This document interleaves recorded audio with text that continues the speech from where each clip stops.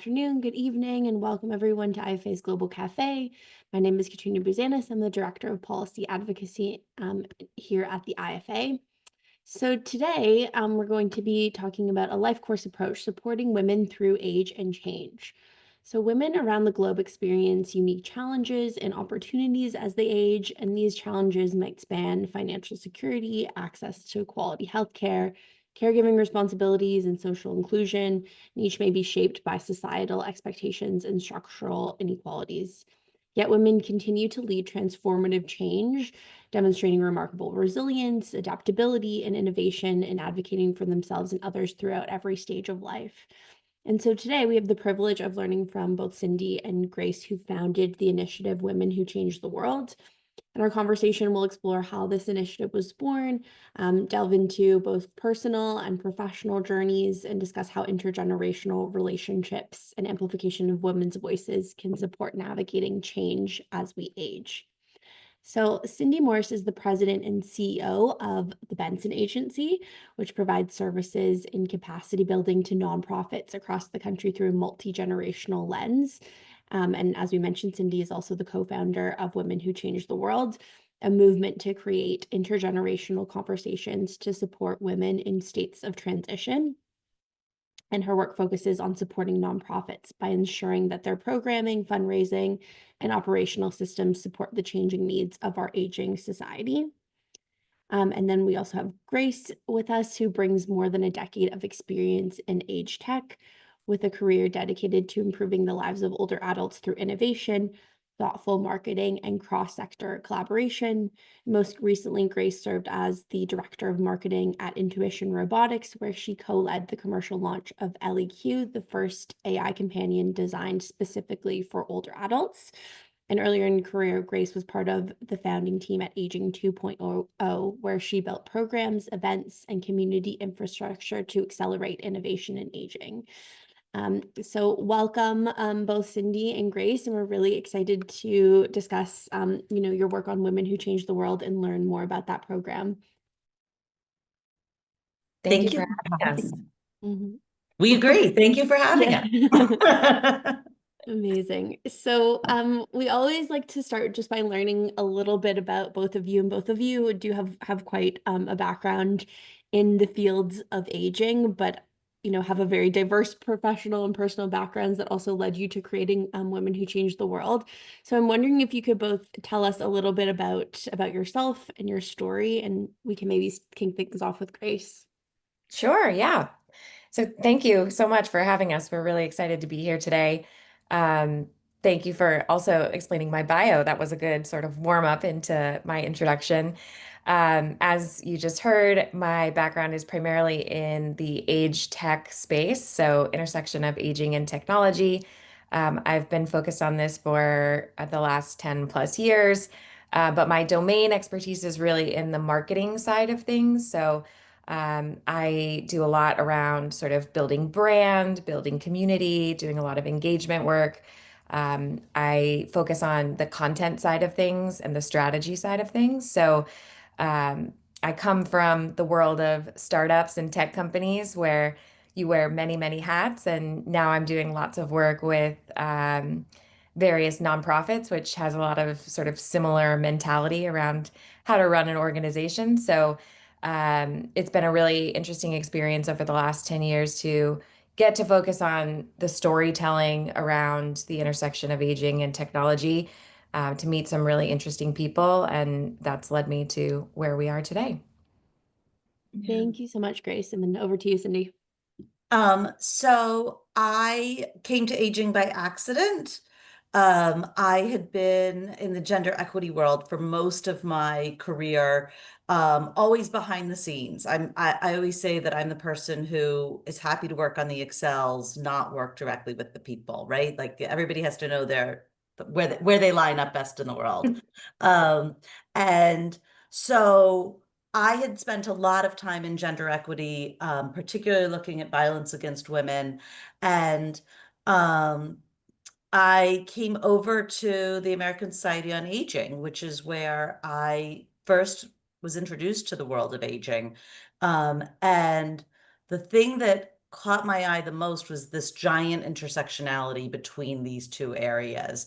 And that was something that the aging world got and the gender equity world didn't necessarily get. And so it was really a fun place for me to be able to start to think about how does all of this line up. And you know, it's been a real learning curve, quite frankly. There's a lot to better understand, and then to think about how do we sing outside of our choir? How do we preach outside of our choir to others about the impacts of all of this? And um, that's sort of where this all came about for us. Mhm. Yeah, thank you so much, Cindy and Grace, for sharing a little bit about your background. And I think it's really interesting, and it will be interesting throughout our conversation to hear how both of your kind of experience in aging, but also in other sectors, has really informed some of the work that you're doing now with Women Who Change the World.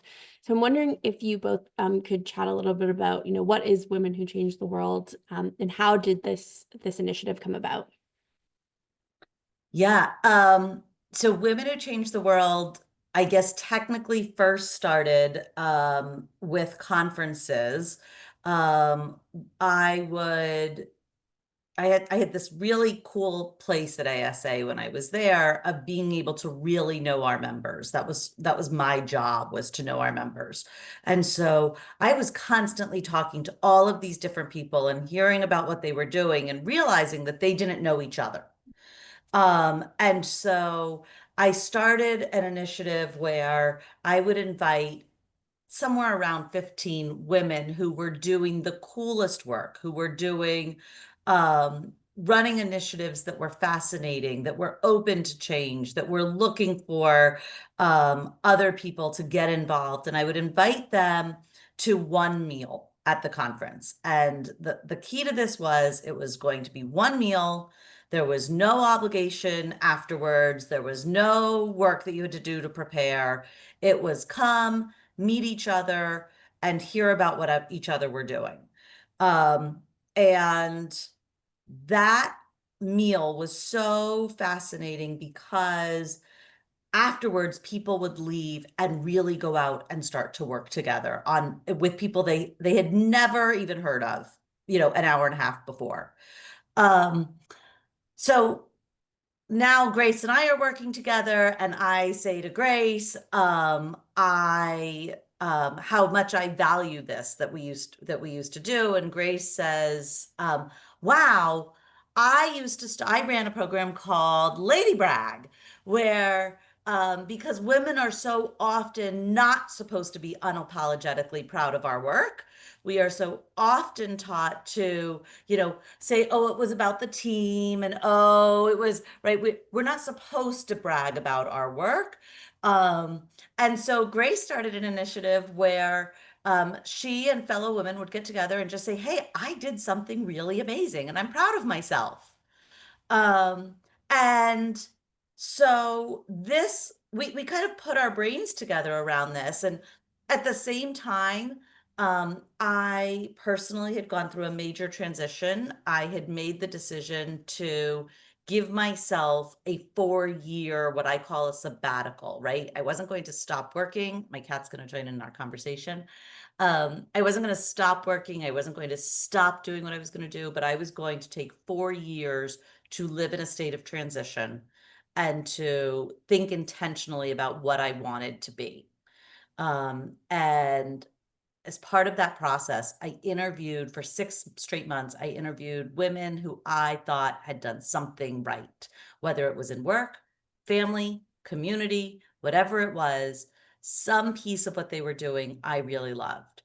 And I have books of notes on what they did. And then based off of that, I made certain decisions in my life um, to alter this. And so I did this rather publicly. I let people know I was doing this. And so then other women who wanted to be in a state of transition by choice or not started to come to me and say, hey, I need to talk to you about this. And then there were so many of them that as Grace and I were talking about it, we said there really should be a program where women in transition can come together and be in transition in support of one another and in community. And so that really became Women Who Changed the World. We are a place that recognizes the benefit of um, an intergenerational conversation to this. We recognize that you are supposed to go through transition over and over in your life. We recognize that um, you are needing to be in support of that at age 20, at age 50, at age 90. It doesn't matter. We recognize that the part of growth and lifelong learning doesn't end when you hit a certain age. And so we wanted, as we developed this, we wanted to make sure that there was a true intergenerational approach to this, but that the skills that we were learning were universal to apply to no matter what the transition was that you were approaching in your own life. Mhm. Yeah, thank you so much. And I think, it's such a fascinating and important work. So I'm wondering if you can kind of explain, Cindy, how do you kind of practically come together and how have you practically mobilized this group and what sort of tools have come out of it? Or I'm wondering if you can share any specific tidbits or specifically impactful anecdotes that have come out of the group so far.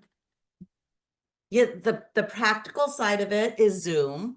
I think it's technically Google Meet, let's be honest here. That's the very practical side. Um, but I think that, when we think about this more broadly, it is opening it up to any woman, right? And so it doesn't matter where you are, it doesn't matter what the transition is, it doesn't matter if you need short-term or long-term supports. Um, but the idea was to create community. Really very specifically, we think about this in a space of self-advocacy. So each month we meet, we decide as a group what it is that people want to talk about. Um, the conversation about very specifically what I need is not then solved for you, but then you are asked to go out and figure out some of the solutions to what you need and come back to the group to present on that and to educate us. So we don't bring in a bunch of experts who are going to talk about things. We become the experts and share. And so, when there was somebody who said, financial security is my big thing, right? What we did was we sent somebody out who came back and said, hey, this is what it takes to be financially secure as a woman who is single, as a woman who is not, who is partnered, as a woman with children, as a woman without children, right? We looked at all of these different pieces about what we should be doing. And then what we recognized was that most of us were doing a lot of the things that we should do to the best of our abilities, but there was still an emotional component to it. And so then somebody went out and came back and said, hey, this is what we can be doing to tackle the emotional side of that. And so, we've done that over and over again, whether it was somebody who said, I really struggle with perfectionism and I can't move forward until I tackle that. She came back and taught us all about being satisfied enough, right? And so I think this idea that what we do can be done anywhere, and I really mean that, especially talking to a global audience here, what this is can be done anywhere with any level of resource because women are capable of and are smart enough to do their research, to come back and support each other in community, and to understand there is a learning process in this together. And so this doesn't need to be something where you need to bring a ton of expertise in. The whole idea behind it is self-advocacy and sharing in community. Thank you so much, Cindy. And then Grace, did you want to add anything? I saw that you unmuted if you wanted to add anything to that. Yeah, no, Cindy covered most of the things that I was going to chime in with, but yeah, I think the conversation has been really organic so far. You know, the group that's come together has been really consistent. The one thing I would just add is, you know, we don't pretend to have all the answers of where this is going. We're sort of along for the journey as well. So as the group continues to grow, we are having conversations about the format and what's working well for people and what might need to change and evolve. So that's just the one thing that I would add to it. Mhm. Yeah, thank you so much. Maybe I'll just kind of take a couple of steps back because you both so kindly kind of talked about the origins of the group and also your personal backgrounds and how it led you to the creation of this group. And I think you both have talked about your work in aging. So how have those experiences and those lessons from your work in aging impacted the work that you're now doing in this group? And I'm wondering if there's any lessons or anything about aging and, you know, the kind of learnings of different transitions across the life course that you've then brought to your current work. Yeah, I can jump in there.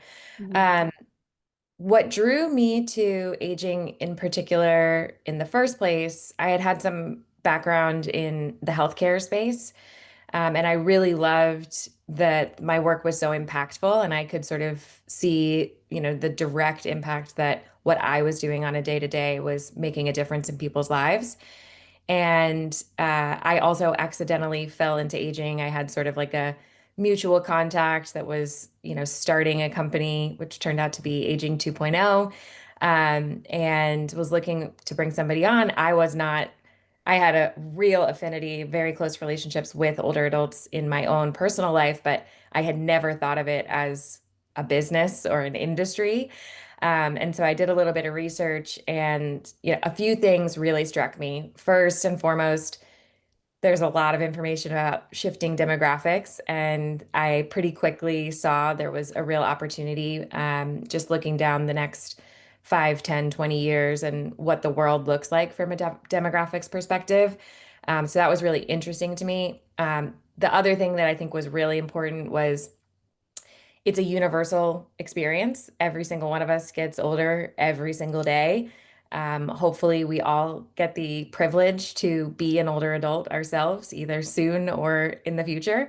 And we all have parents and grandparents and neighbors that are aging. So I think sort of recognizing that this is one of the few things that truly can and should resonate with every single person was really interesting to me. And third, I personally was dissatisfied with the products that were on the market for older adults. I was a caregiver for my own grandmother and looking for, you know, particular products and services and really felt like there weren't a lot of options. The options that were available were, as my previous partner used to say, big, beige, and boring. Everything was clunky and hard to use and wasn't designed for an older adult in mind. So I think those are sort of the principles that brought me into this work in the first place and have sort of driven me all along.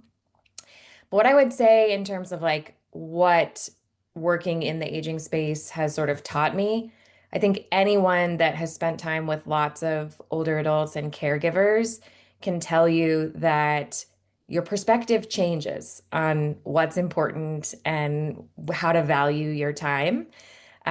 So I think in my younger years, I was a true workaholic and thought that every single, you know, comma that was missed and typo, you know, here and there was like the end of the world. And after years of sort of seeing upfront the personal, emotional components of aging and what that journey looks like, I think that has really shifted my perspective on, you know, how I want to spend my time, you know, at work and beyond.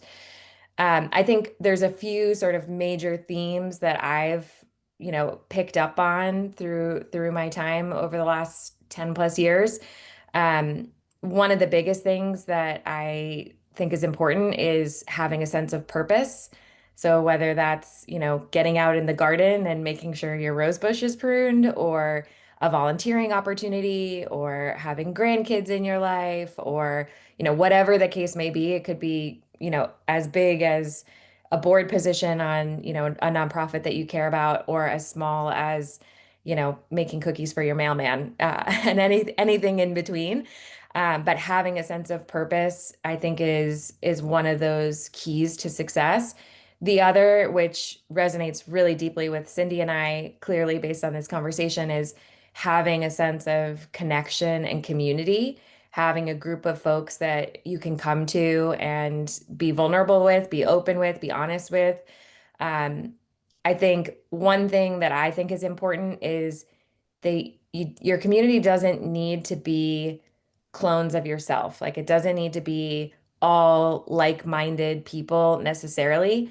I do think there's value in, you know, curating a group of folks that share sort of similar values with you, and maybe have some amount of, life experience overlap, but having sort of diversity of perspectives, of experience, can be really, really valuable. And I think this is where that sort of intergenerational component comes into, having diversity of ages in your sort of community, in your group.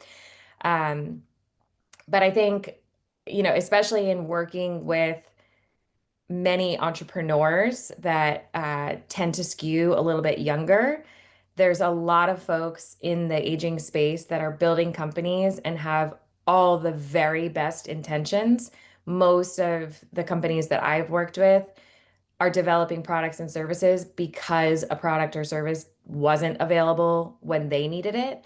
And so there's a ton of altruism in this space. There's a lot of compassion, which is, again, really rare and special about the work that we do. But I do think, in particular, when working with younger entrepreneurs, um, there's a lot of misconceptions around the aging sort of demographic, and there's a lot of assumptions that are made. And so I think making sure that we're constantly having communication about sort of the diversity within the older adult segment, is really important, and just making sure that, folks are sort of staying open-minded and continuing to learn and develop relationships and understand, that the intricacies around the diversity within. The final thing I would say is, one of the things I've always sort of coached founders on is, you need to be thinking about today, your customer today, and who they are and what they care about, and how they think about things. But you also need to be building and designing for 10 years from now, 20 years from now. So yes, you need to be serving your customers today and building a product or a service or what have you that really resonates and is easy to use. But you also need to be thinking about, in 10 years, is that same customer, do they have the same needs? What's changed? What are their expectations, and how have those changed? Even something as simple as their level of comfort with technology, and like how they go about, actually, like the usability, the design of an app or whatever it is. So I think there's many, many takeaways. I could continue talking until, kingdom come, but those, I think, are some of the highlights. Mhm. Yeah, thank you so much, Grace. And I think it's really important sort of lessons in from the field of aging that then I think you're directly applying to improving the lives of women and how they age and transition. And to your point, everybody is aging and going through those life transitions. And as we increase our lifespan, hopefully there's only more transitions that we have the opportunity to have. Yeah.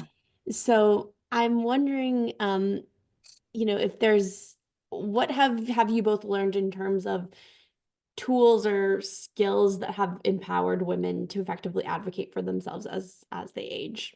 Yeah, I think what Grace was talking about there, this whole idea that we're all aging, right? Like let's just put that right. So we're all in a state of perpetual aging. And so we're all in a state of constant transition. We are all in a state of um, you know, needing to think about, as Grace just said, what will our consumer, and if we are the consumer, what will we need in 10 years and in 20 years and in 2 years, right? And so those pieces are what we take with us into our work here. And I think that the thing that we have to do is, we celebrate every growth, every point of growth or change we celebrate in young people, right? We roll over and someone applauds for us when we are a baby, right? We learn to walk, we learn to talk. We get to a place where now we're going into a new level of schooling, or we are going to be graduating from that level of schooling, or we have met somebody and we are getting married, or we are procreating and creating children. We celebrate every single one of these transitions to a point. And then we are told you're supposed to be stable. You're supposed to have it together, right? And so we, rather than continuing to celebrate transition and change and growth, we question it and we challenge it quite often, right? And so this idea that we are saying, no, no, no, no, no, keep changing. And we're going to celebrate that. And so there's probably three exact things that we advocate for. The first one is to hit pause, and acknowledge that it's okay to pause so that you can reflect and adjust and think about what you want. The 4 years that I'm giving myself is actually based off of research that says that it takes about a minimum of 4 years to create change in your life. And we see that reflected quite often in the educational systems as well. There's 4 years of high school, there's 4 years of university. That number is sort of there quite often because you need a certain amount of time to really hit pause. And so the very first thing that we do is we encourage the pause button, and we encourage you to recognize that that is not a failure when you take the pause, but it is in fact a really key ingredient to success. The second thing that we do is we tell people to be brave, to try things that will probably or could possibly fail, right?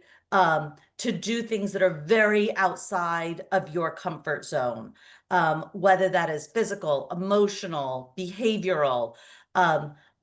Think about the things that are the scariest and try them and know that you may be terrible at it, and that's okay. And to then be vulnerable enough to say, I tried that, I was terrible at that, right? um, or to try it and then succeed, and to know that you can keep going from that. But that bravery moment is really important. Um, and then the third thing to do is to surround yourself by like-minded people. We talk a lot about community here, but it's really hard to do all of this alone, right? And so forming a community and taking on the challenge of forming a community for yourself and for others, what Grace said is really important here, because the the idea that we are learning in this too, right? We do not purport to be experts. We do not purport that we know what we're doing. We've hit pause, we're being brave and trying something, and we've surrounded ourselves with like-minded people, right? And we're gonna see where this goes. But I really think there's a piece of this that is so vital, is just to do those three things for yourself and to encourage others to do it. Mhm. Yeah, thank you so much, Cindy. So I'm actually going to go to the chat because I think your thoughts have really elicited quite a few questions and comments as well. So I'm gonna just turn attention to the chat and pose a few questions and comments from the audience here. So maybe a slight kind of deviation, but I'm curious to know both of your thoughts. So we have a question from Dr. Mahesh and as well as Shmuel, who are both asking about more more sort of low and socioeconomic groups, whether that's, you know, in our kind of own countries in the developed world, but also in other parts of the world. So Dr. Mahesh is asking if you know, you have any insights in how this can be applied to more developing countries. And then Shmuel is also asking if there's, you know, any sort of approach that can support improvement for social and economic well-being of women in poor and low socioeconomic groups of the population. So sort of related, but I'm wondering if you want to tackle either of those questions. Yeah, I think that, Grace, do you mind if I take this Go one? for it. Go for it. Okay, okay. So I think that a big piece of this is that what we are doing is applicable to any community anywhere, right? The whole idea behind this is that no matter what socioeconomic place you are in, and what no matter what, you know, if it's a developing country, if it's not a developing country, women are constantly in states of growth and change.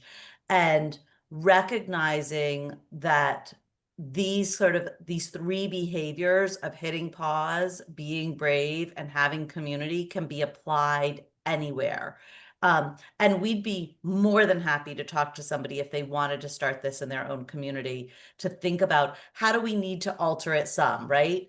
Does it need to be done in person because of the digital divide? Does it need to be done in a way that is more accessible? Do we need to have different conversations? I think the real power of this program is that it is organic. So the conversations that we may be having might be different than the conversations that somebody else might need. And so teaching the tools of self-advocacy, though, doesn't change no matter what your socioeconomic status is. You know, and as we think about women's rights across the globe, which are under attack left and right, we need to recognize that teaching self-advocacy is the number one thing. You know, um, my children are multiracial and multi-ethnic both. And I remember talking to a cousin who was so excited because her mother at age 80 drove for the very first time. She was living in a country where women were not allowed to drive for most of her existence. And then she was allowed to drive. And she said, I'm not going to miss this, right? And so this opportunity for us to think about needing to teach women to self-advocate no matter where they are at and no matter what their access to human rights are, is vital. And so we can apply these same tools, these same techniques, no matter where you are and what your economic space is. Mm-hmm. Mm-hmm.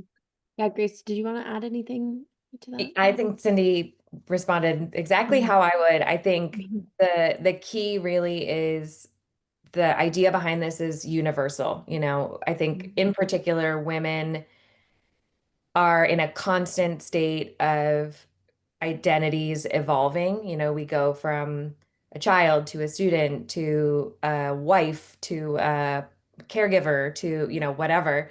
And so I think the fact that what we are designing is not reliant on a particular software or, you know, like there's no sort of requirements. What we're advocating for is that sense of community and support and empathy and compassion. And um, like Cindy said, I think, you know, based on where you are and what you care about and the challenges and transitions that you individually and as a group are facing, yes, the conversation is going to be very different based on, you know, geography and all of those various components. But the sort of core, the ethos of what we're doing, I think to Cindy's point, can be applied anywhere. Mhm. Yeah, thank you so much, Grace. So I'm gonna go to a question next from Cynthia. Cynthia, did you want to unmute and pose your question? Yes. Well, first, thank you, Cindy and Grace. this is really a great discussion. But given your enabling work with really women of all ages, but particularly older persons, do you have any thoughts, ideas on how we can overcome the gendered ageism from a life course perspective? That's a great question, Cynthia. I think there are a lot of things that we could do. Um, One of the things that I care about very deeply is gendered healthcare, and knowing how few clinical studies have included women. And, just sort of the basics there, even things like menopause, which are, a huge part of the experience of aging as a woman. And yet, you know, 73% of women don't treat their menopause symptoms, and 1 million women each year leave their jobs annually because of their menopause symptoms. Like, these are things where um, there's no discussion around them. And yet it's a huge part of women's lives, as they age. So I think from a healthcare perspective, from a financial perspective, making sure that there are educational resources to ensure that um, women are prepared to be thinking about retirement, and even just the basics of, finance 101. I know in my personal experience, my grandfather was managed all the bills and, had all the passwords to everything, and, passed away unexpectedly. And overnight, my grandmother was then in a scramble, to manage her grief and sort of go through that experience. But at the same time, she felt so unprepared to manage her own finances, couldn't even get into the accounts that she needed to. So I think it all starts with having these taboo conversations and sort of saying the things out loud to, sort of get the ball started around um, gendered ageism. I don't know, Cindy, do you have other I, comments to add here? I do. I think probably the biggest thing that Women Who Change the World does is that um, we talk about internal ageism, right? And a huge piece of gendered ageism is really our own internal piece of this. Um, and and so I think that what we are helping women to learn is that you don't hit the wall. You don't hit the point of no longer being useful. You don't hit the point, right? I see questions in here about, can you talk about work? How do we get people to understand the value of older adults in the workplace, right? If we ourselves can see that we are still useful, if we ourselves can see that we are still a vital part of our community, our families, our lives, our countries, and our global, and our globe at large, um, we are going to change that message. Um, Women are taught from a very young age that we are going to hit a point of no longer being useful. And so what we are doing is we are flipping that script. And by doing this in an intergenerational mindset, we are helping young women to see the older women who are doing amazing things, right? And we are giving older women who are doing amazing things or want to be doing amazing things the ability to reinvigorate and to advocate for themselves on that. And so I think, I told the story yesterday. I went to visit a friend of mine who I hadn't seen in a very long time. She has children much younger than mine, and one of them comes in and he sees me for the first time in many, many years. Um, they live in Europe. I don't. We don't see each other often. And he said to me a few days later, he said, Cindy, you really surprised me. When I first met you, I thought, who is that old woman? But then it turns out you're really fun. So right. And I think that sums up so much, right? That it's not about any particular age. It's not about any particular piece. It is truly about we're still fun. We're still able to be pretty cool and to do amazing things. And that intergenerational approach handles our internal ageism. And that's the story that I think changes the message. Mm-hmm. Mm-hmm. Thank you so much, Grace and Cindy, for those answers. And there's a few points that I think are important to pick up on from some of your responses. So I think first, maybe to go to the question in the chat, which is around changing mindsets, which I think, Cindy, you've started to answer in that, it's really important to, have this internal value and to not be kind of placing ageism on ourselves. But I think, Liapa is asking, how you have gone about changing the mindsets of those who question the value of older people, in the economy, particularly in the workforce. So I'm wondering if you have anything that you want to add to that answer as well. Yeah, I think that also comes back from a place of being able to externalize the internal changes, right? So um, I'm at an age where I'm approaching uselessness, according to many. And so um, I think that the real story here is that I don't approach the world as though I have become useless or I am becoming useless. I am constantly reinventing and rethinking. And so um, if we teach people to do that for themselves, it's hard to ignore powerful people. And we often give the power to others. And this is a space in which we are telling and teaching women how to become powerful themselves so that we cannot be ignored. Um, you know, we are putting our voices into rooms that matter. And we are staying there. And the key to Women Who Change the World is that we are helping other women to do that themselves over and over again.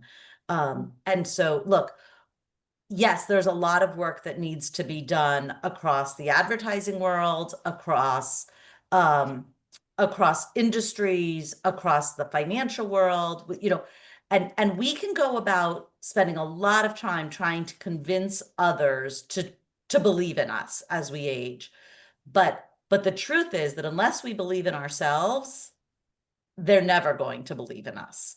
And so, um, you know, it is absolutely the first thing that we have to do is to help others become the powerful voice. And that happens when you have a community that says, ladies, it's okay to brag, Mm-hmm. right?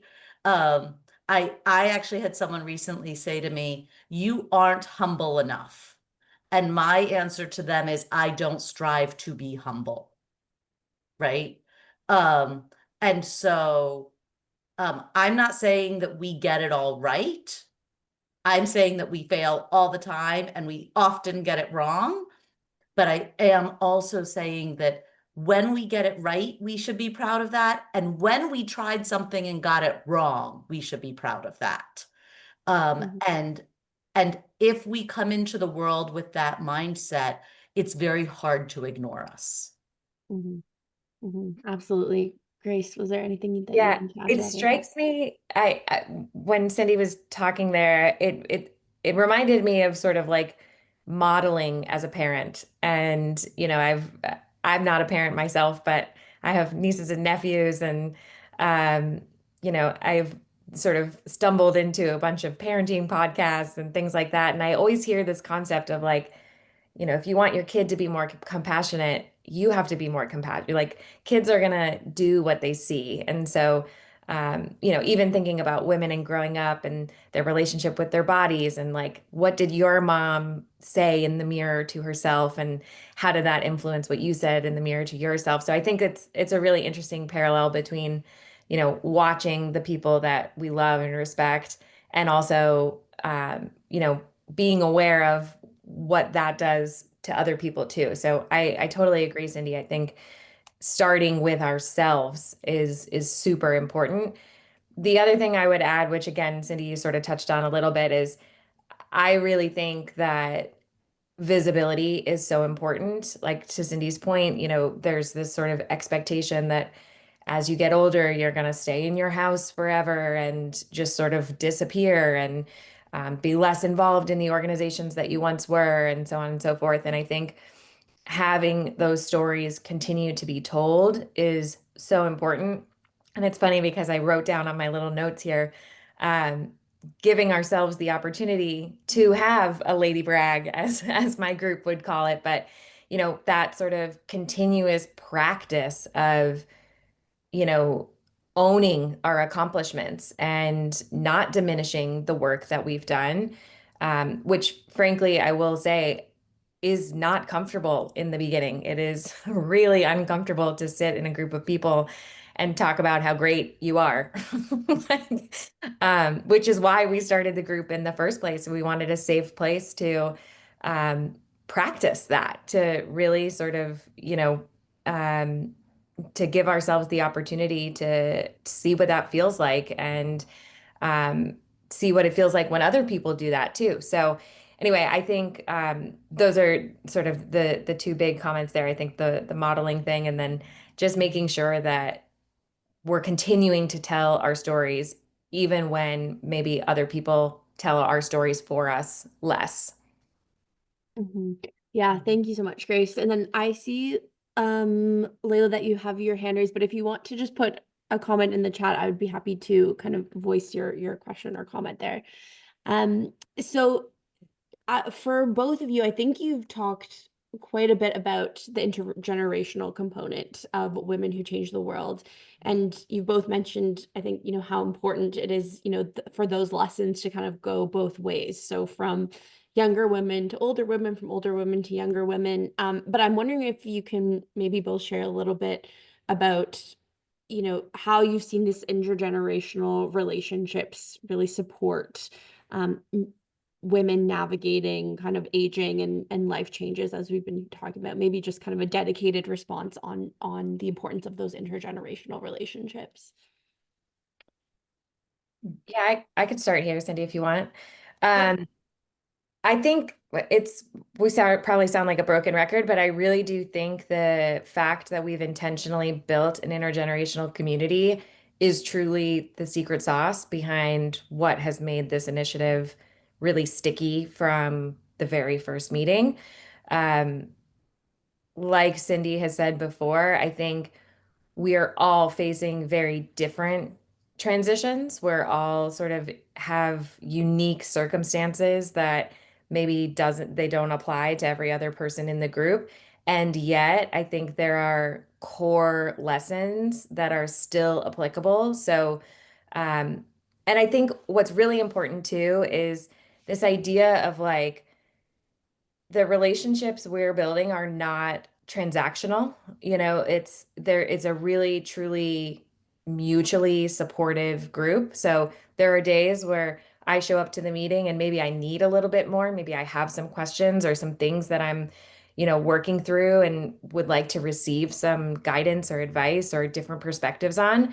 And there's just as many times where I show up and somebody else needs that. And I find so much value in adding my 2 cents. Maybe something I've been through can sort of shift their perspective or make them think about something in a different way, or, be a tidbit that they take with them and noodle on, for the rest of the day. So I think it's sort of that, but it goes in both directions. It's really relational. There's a ton of sort of mentorship. And the other piece of it that I think is really cool is being in a group like this also affords a level of accountability. So we've had some examples where, someone will bring something to the group, a challenge they're working through, what have you, and sort of make some sort of commitment to like, I really want to work on this, or I really want to like learn more about this, or I really want to get better at this, or whatever the case may be. And we've had some situations where people come back weeks later, months later, what have you, and say like, an example came up, a real life situation where like I had the opportunity to either like do what I normally do or try something different. And, because I said it out loud and because I wanted to report back to this group, like I did the brave thing and I took the other path and what have you. So I think, having that sort of support system around you, even if it's, people you've never met before, which frankly, no one in this group has ever met each other. So it's like it's a really interesting sort of environment. But yeah, I really do believe that it goes in both directions. Even I'm probably on the younger end of the spectrum. We have folks in their 80s, that are, fully in retirement and so forth. And I can add some tidbits to them, and they can more than absolutely add some tidbits to me too. So, yeah, I think it's a really special group. Hmm. Yeah, Cindy, did you have anything that you wanted to add there?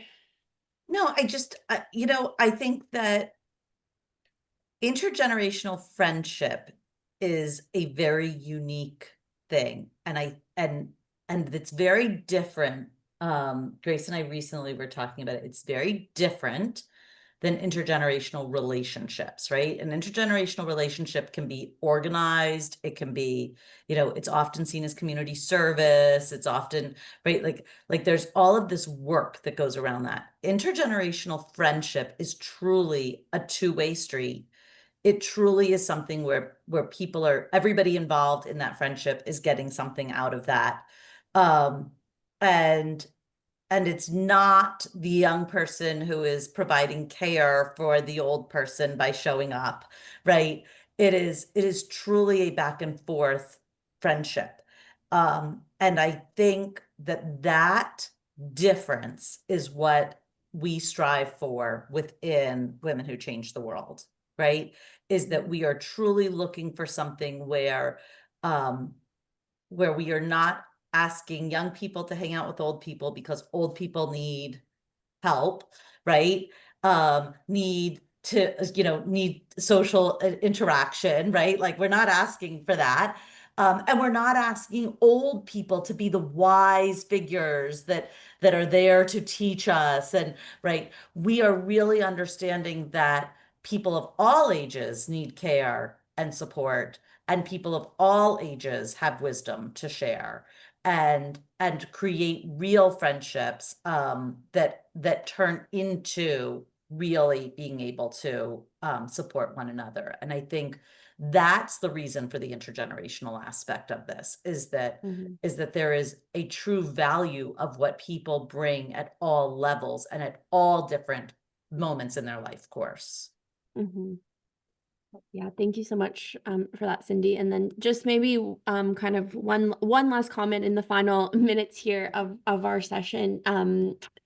The comment from Layla was just adding that empowering older women is also cultured and gendered. So they're just sharing that they've done some research in assessing quality of life and needs of older women in Pakistan, especially in rural communities, and found that women are often not autonomous to make their own decisions. So I think that's maybe an interesting lens as well, just to add in our final moments. I mean, that's, a very complicated topic, but that oftentimes, culture is quite an important factor in this as well. Yeah. And, And I think that's what I was alluding to earlier when someone said, how do we bring this into other countries where women don't necessarily have the same access due to money, due to rights, right. And the power of something like this um is that it can kind of meet you where you are at. mhm, And then use those tools to uplift you to where you want to be. mhm. Yeah, so thank you so much, Cindy. So we're just are in the final moments of the session. So I'll just take a moment to introduce our next week's Global Cafe speaker, and then I'd be happy to go back to both you, both Cindy and Grace, for your final takeaway messages from our session today. So next week on the Global Cafe, we will be talking about equity in aging, improving access to assistive technology. And we'll be hearing from Miss Kylie Shea, who is a team lead at the World Health Organization and in the Department of Access to Assistive Technology, Medicines, and Health Products. So we hope that you all will join us for that conversation next week. And now I'll hand the floor back over to Grace and Cindy just for your final key takeaway messages for our audience today. Sure. I think first of all, thank you, because this was really special. We were very excited to get to come to your community to talk about this. Um, uh, I think I should let you know that Women Who Change the World is growing a little faster than we thought it would. And so we are figuring out how we are going to create this community in a bigger way, to really support women, anywhere where they are. We've created a website so that you can literally stay tuned. Um, it is womenwhochangetheworld.com. We encourage you to sign up for the newsletter. We will share that out, as soon as we know what our next steps are. We will share that. It's also a great way for you to reach out if you have ideas. We'd love to hear them. If there's, if you'd like help to bring this to your community, we would love to help you bring this to your community. But we are, you know, we talk a lot about living with intentionality, and so we are going to do this with intentionality. And so we are, taking the time to build this in a way that works really well for everybody. But again, we'd love to hear from you so that we can know how we can support your communities. And we encourage you to go to the site and stay tuned. We'll keep you posted, and we're happy to come back again and tell you when we figured it, the next part of this out. But that's sort of where we are at with this. So I think that would be my biggest takeaway from this is that we're trying something new and we don't know what it's going to look like. We're being brave, and thanks for letting us play with you as we do that. Yeah, Grace, Yeah. did you have anything? I would just echo again, Cindy. I think, we are so grateful for the opportunity to sort of spread the message a little bit more. Like Cindy said, we're along for the journey, so we're excited to see sort of how this grows and where this grows. And we certainly, our main goal is to support women as they age through transition, and however that presents itself, I think, is where we're going to be following along. So if this resonates, like Cindy said, feel free to sign up for our newsletter list. We will keep you updated as we have updates to share. But thank you again, Katrina and team, for this opportunity. It's been a really exciting morning to be able to sort of share our story and hopefully give people a little something new to chew on. Yeah. And I'm happy to throw our emails into the chat if people need or want to reach out to us as well. At least I'll throw mine in. Grace, you don't have to throw yours in, but Yeah, I'll throw mine in. if anybody wants to reach out, happy to talk to you on an individual basis as well. Yeah, thank you so much to you both and for your kind of generous offer to stay connected. And I hope that everyone will sign up for that newsletter and very much await the updates and news from Women Who Change the World. And very excited to see this program just grow and flourish, because it sounds like it's very much in a growing phase at the moment. So that's really exciting. And thank you so much for sharing all of your work and your insights with our Global Cafe audience. Again, thank you to the audience for your participation and engagement in this session and also in our sessions every single week. And additionally, thanks to the IFA team that helps to put on our Global Cafes every single week, particularly Luana, who's with us every single Friday morning at 7 a.m. here in Toronto. So we wish you all a really, really great weekend. And again, thank you so much for being with us today. Thank you, everybody. Thank you. Take care.